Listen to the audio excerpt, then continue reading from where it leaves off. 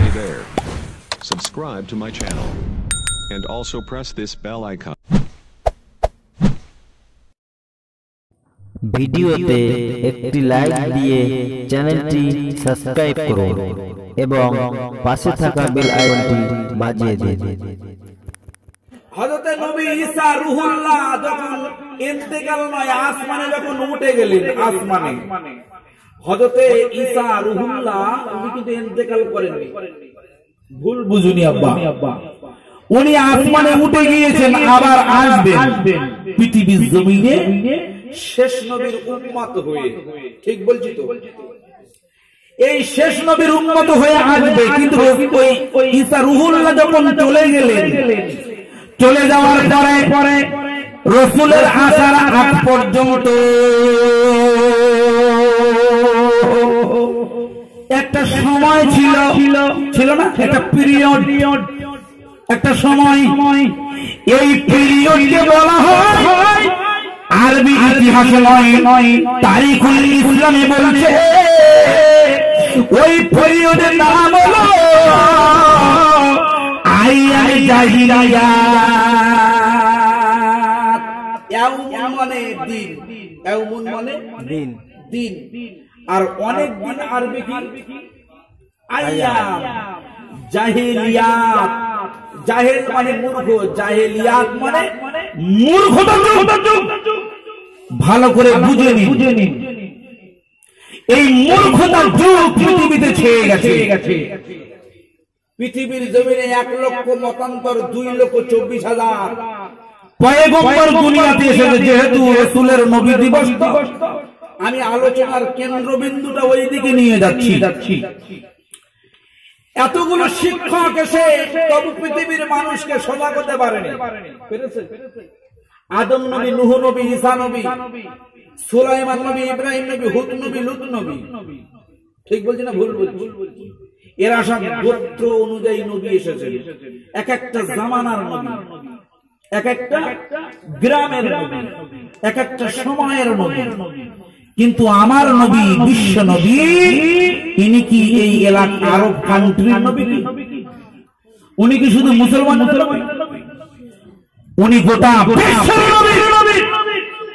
আরে আবু জাহেলের নবী, আবার আবু বকরের নবী, উতবার নবী, আলীর নবী। জোরে বলুন সুবহানাল্লাহ। পৃথিবীতে এত পাপাচার বেড়ে গেছে, ওই আইয়ামে জাহিলিয়াতে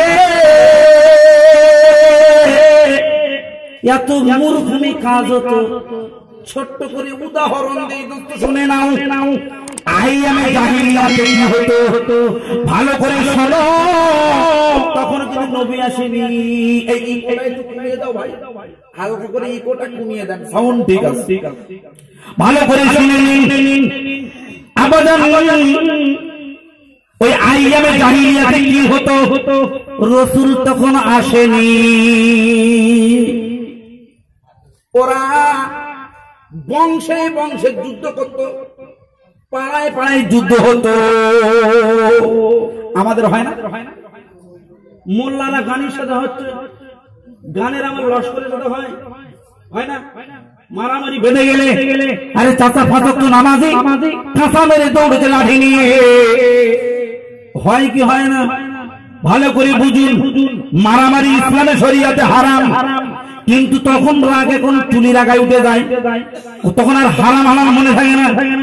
আমার ভাই বোন মেরে যে চল এই লাঠি নিয়ে আয়, বটিবার শাবল কই, দড়ি নিয়ে কাছে দড়ি নিয়ে আয়, চল মারামারি যায়। আল্লাহ রাসূল বলে এই মারামারি করা হলো হারাম। জোরে বলুন সুবহানাল্লাহ। কিন্তু আইয়ামে জাহিলিয়াতে হতো কেমন মারামারি হতো একটু বলবো কি? আইয়ামে জাহিলিয়াত পরিষ্কার ইসলামের ইতিহাসে তারিখুল ইসলামে বাবু কথা বলুন না, ভালো করে শোনো। আইয়ামে জাহিলিয়াত কেন নবী এলেন পৃথিবীতে, এটা বলে দরকার নেই কি? শুধু নবী দিবস করবো? অবশ্যই বলতে হবে রাসূল কেন এলেন এই পৃথিবীর জমিনে।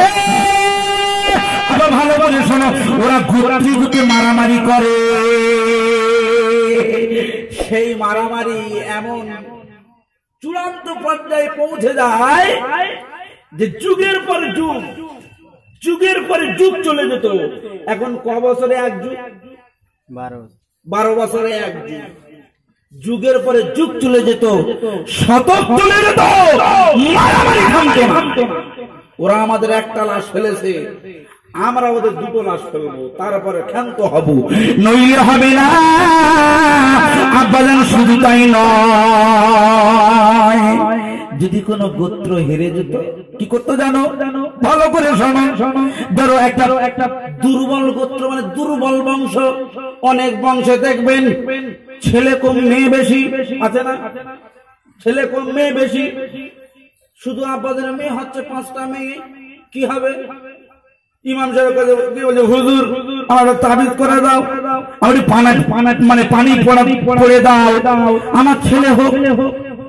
আরে ছেলে দেওয়ার মালিককে, মেয়ে দেওয়ার, হিজড়ে দেওয়ার, আল্লাহ তো হিজড়ে দেয়নি, ছেলে অথবা মেয়ে দিয়েছে। 7 কেওড়া কেউ হিজড়ে আছে কি? এটা আল্লাহ রহমত না। আল্লাহ রসুল বলেছেন, সাহাবী একজন রসুলের দরবারে গিয়ে হাজির, হুজুর আমার একটা মেয়ে। আল্লাহ রসুল বলে, তোর একটা জান্নাত।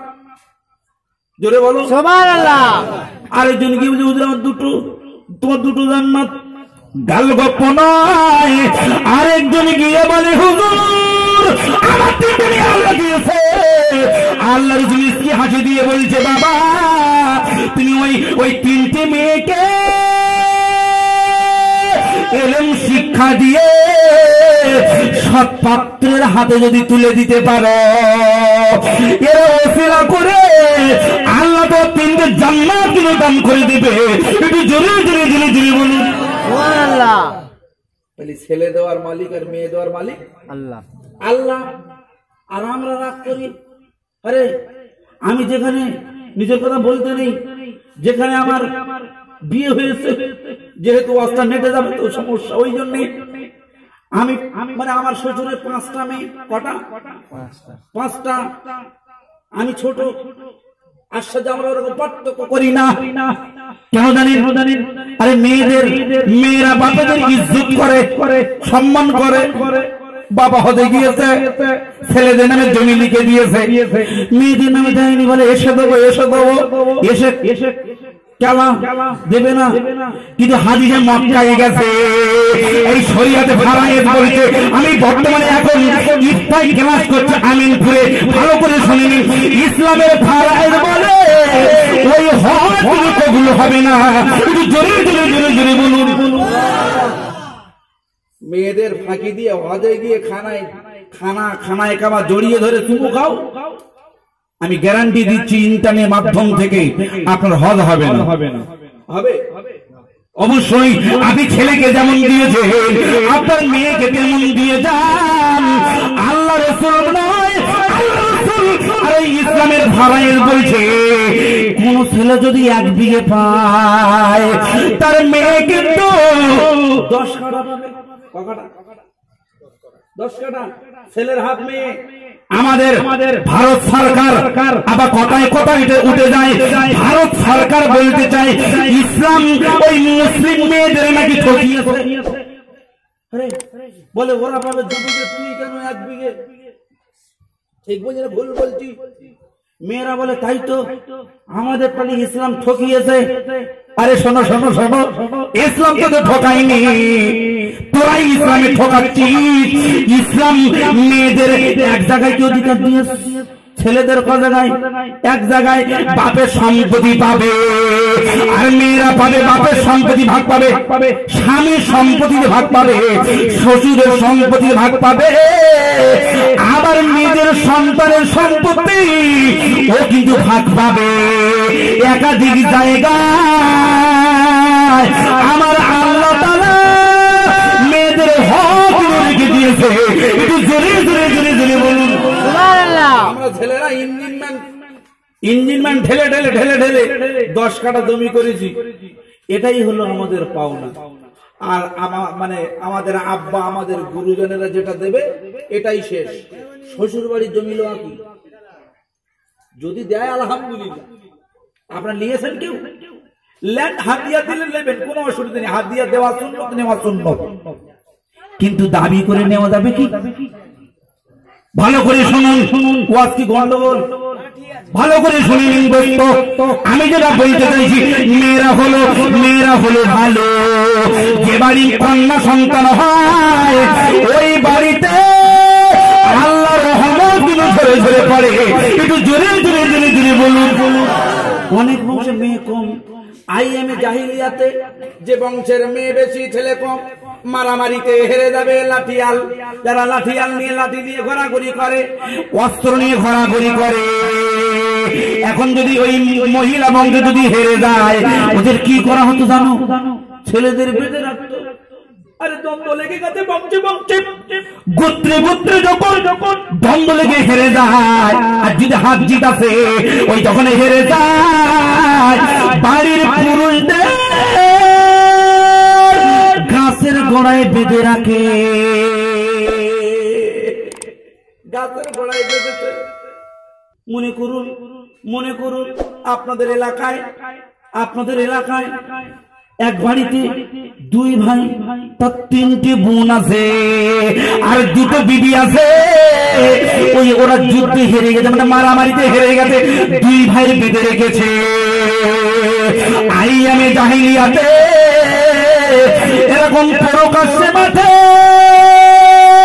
এলাকার লোকজন জোগাড় করে মঞ্চ তৈরি করে, যেমন মঞ্চ আছে ওই রকম মঞ্চ তৈরি করে। ওই মঞ্চ তৈরি করে বাড়ির পুরুষদের বেঁধে রেখে তাদের সামনে ওই সুন্দরী মহিলাদের ওই স্টেজে উলঙ্গ করে, নগ্ন করে ওরা কিন্তু ওই বাড়ির পুরুষদের সামনে এবং এলাকাবাসীর সামনে প্রকাশ্যে দিনের বেলা এই স্টেজে কিন্তু জেনায় লিপ্ত হতো। একটু জোরে জোরে বলুন নাউজুবিল্লাহ। বুদ্ধি বেরোতেন কি? কেমন যুগ চলতো? আইএমএ জাহিলিয়াত যুগ।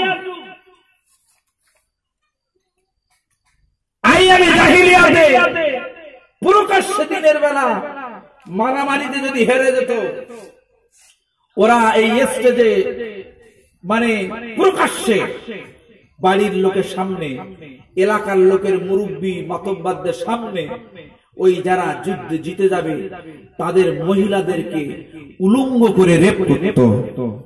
এরকম একটা যুগে মানবতার আধার, যিনি সর্বকালের সর্বযুগের এক নম্বর শিক্ষক, যার নাম হলো মুহাম্মদুর রাসূলুল্লাহ।